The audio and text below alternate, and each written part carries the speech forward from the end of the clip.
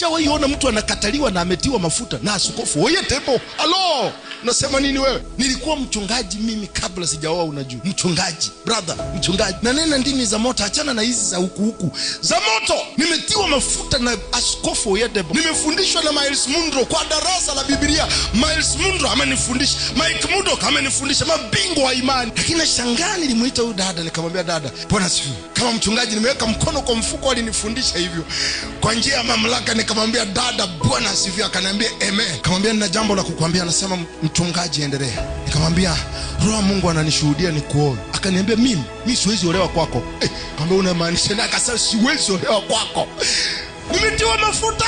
Ambia dada, nitakupa maisha, sitaki maisha yako kaa nayo. Nimeongea naye saa 4 na mimi ndio nahubiri ibada ya lanja wa saa 6. Namuona kwenye ibada anaandika notes, watu wa Mungu anaandika ninachohubiri. Amenikataa. Yani nasikia niachilie laana, lakini Mungu anasema zuia wewe, zuia. Amenikataa. Safari ya hatima, kijana au dada sio yule wa kwanza au wa pili, wanaweza wakaenda hata watatu.